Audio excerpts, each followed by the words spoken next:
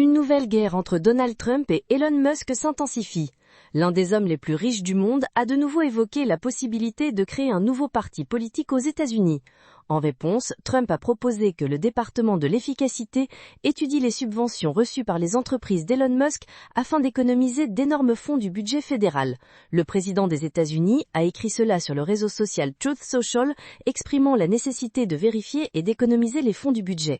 Trump a rappelé qu'Elon Musk connaissait son opposition catégorique au mandat sur les véhicules électriques avant même son soutien à la présidence.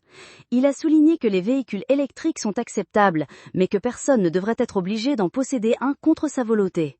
Trump a déclaré que Musk avait peut-être reçu plus de subventions que quiconque dans l'histoire, et que sans elles, son entreprise serait condamnée. Sans subvention, Elon aurait dû fermer son entreprise et retourner en Afrique du Sud, oubliant les fusées et les véhicules électriques. Trump estime que le pays pourrait économiser une fortune si le département de l'efficacité vérifiait soigneusement les subventions d'Elon Musk.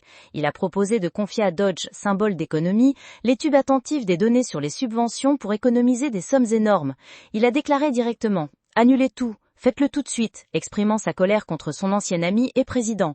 La colère d'Elon Musk est particulièrement forte, sachant qu'il a investi des centaines de millions dans la campagne électorale de Donald Trump. Le projet de loi de Trump, qui a déclenché un vaste débat fiscal et budgétaire, a exclu les subventions pour les véhicules électriques.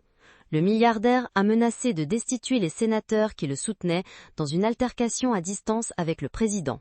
Chaque membre du Congrès qui avait promis de réduire les dépenses a voté pour une augmentation record de la dette. Le milliardaire a déclaré que ces politiciens devraient avoir honte et qu'ils perdraient lors des prochaines primaires. Le projet de loi augmente le plafond de la dette publique de 5 millions de dollars, un record.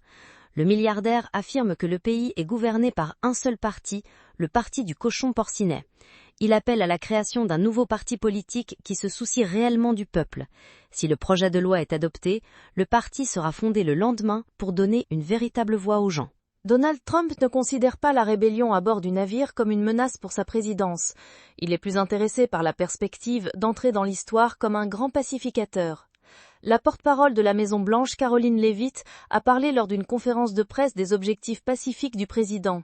Ron Dermer est à Washington pour des rencontres avec des hauts responsables. Ici, à la Maison-Blanche, on sait que l'administration est en contact permanent avec la direction israélienne. Le président parle souvent avec le Premier ministre Netanyahou. C'est une partie importante de leur travail. Depuis son entrée en fonction, le président a fait de la fin de la guerre brutale à Gaza une priorité. Sa tâche est d'arrêter le carnage et de sauver des vies civiles. Grâce aux actions du président et au soutien de l'administration, une aide humanitaire arrive dans la région, devenant vitale pour les personnes touchées par le conflit. Le cœur se serre devant les images venues d'Israël et de Gaza montrant les destructions et les souffrances causées par cette guerre. Le président veut y mettre fin.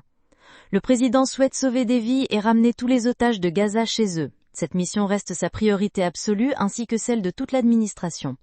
Grâce à des efforts incessants, de nombreux otages ont été libérés, y compris tous les citoyens américains détenus à Gaza. C'est un succès important pour l'administration.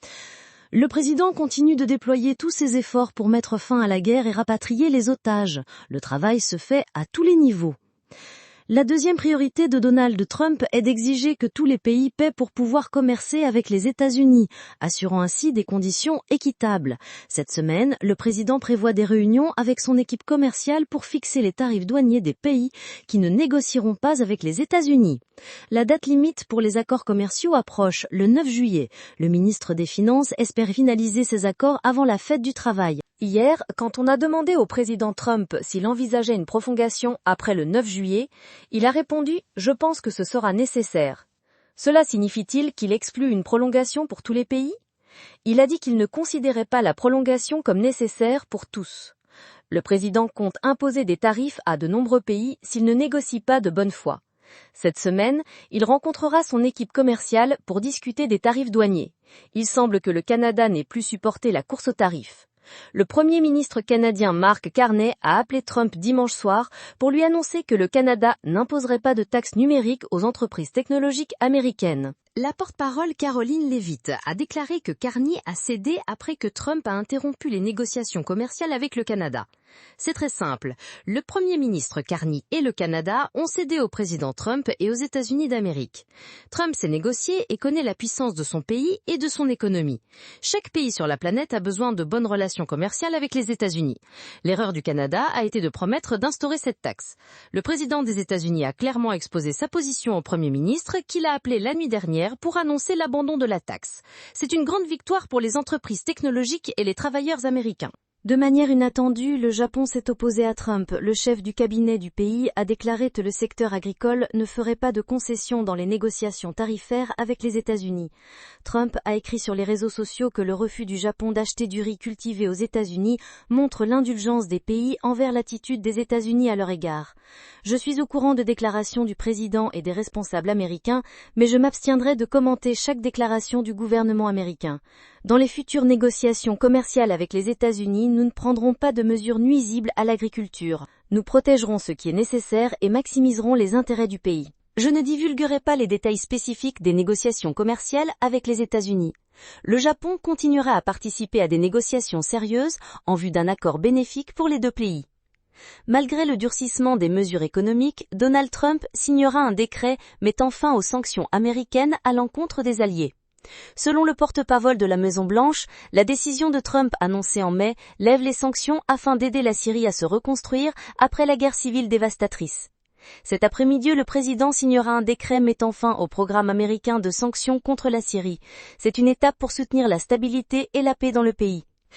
Le décret lèvera les sanctions contre la Syrie, mais maintiendra les restrictions contre l'ancien président Assad, ses alliés, les auteurs de violations des droits humains et les trafiquants des drogues.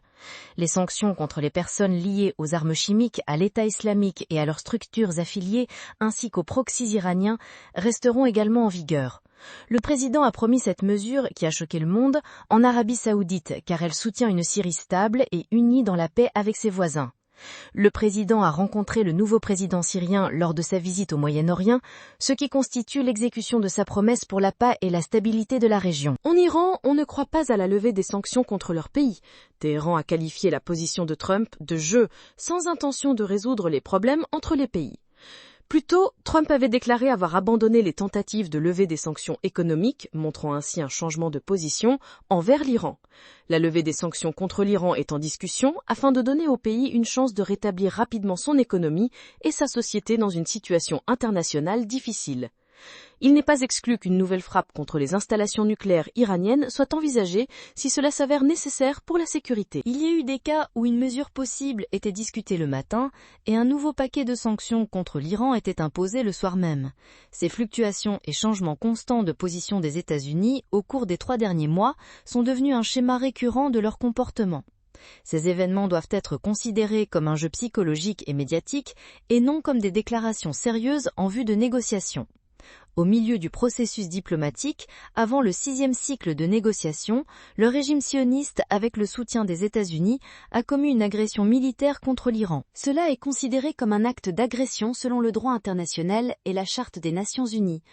L'appel principal aux organisations internationales, en particulier à l'ONU, est d'identifier le coupable et de reconnaître officiellement cette agression.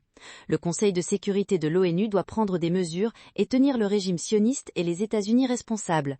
Une vive désapprobation est exprimée à l'égard des actions du directeur général de l'AIEA, Rafael Grossi. Le président Trump a déclaré qu'il ne négociait pas avec l'Iran et ne faisait aucune concession à ce pays. Trump a répété que les États-Unis avaient complètement détruit les installations nucléaires iraniennes. Il a accusé l'ancien président Obama d'avoir payé des milliards à l'Iran dans le cadre d'un accord stupide. Trump a souligné qu'il n'offrait rien à l'Iran, contrairement à l'administration précédente. Après la destruction des installations nucléaires, Trump a affirmé qu'il ne menait aucune négociation avec l'Iran. En Floride, des militants de l'immigration se sont rassemblés devant le bureau de la FIFA, exigeant que l'organisation n'utilise pas les services d'immigration lors des matchs. Miami accueillera les matchs de la Coupe du Monde des clubs 2025 et de la Coupe du Monde de football 2026. Les organisateurs du tournoi et les maires des villes sont appelés à annuler l'accord sur le contrôle de l'immigration. La réputation de la Coupe du Monde des clubs est menacée à cause des protestations et des craintes liées à l'utilisation des services d'immigration. Ces accords créent chaos, peur et incertitude dans nos communautés. Nous appelons la FIFA à envisager des approches créatives qui n'impliquent pas d'agences semant la peur dans nos communautés. Les prix des billets ont été réduits, parfois jusqu'à 4 $, mais les stades restent vides. Les agences ont de l'influence et la FIFA doit s'adresser à l'administration et au gouvernement fédéral. La FIFA doit dire « Nous ne voulons pas de ce que ICE a annoncé aux médias locaux, une vérification des documents. Les gens viennent ici pour regarder le championnat, pas pour finir dans un Alcatraz des alligators. FIFA, s'il vous plaît, protégez vos supporters. Le monde regarde. Miami est une ville globale et le championnat est un événement mondial. Si la FIFA ne réagit pas, le monde retiendra Miami non pas pour les buts, mais pour la peur. Nous disons non aux raids, à la peur et aux familles séparées. Nous ne voulons pas qu'une telle cicatrice reste sur notre ville bien-aimée. » Veuillez vous abonner à la chaîne un jour, mettre un like et cliquer sur la cloche. Cela aidera à ne pas manquer de nouvelles vidéos.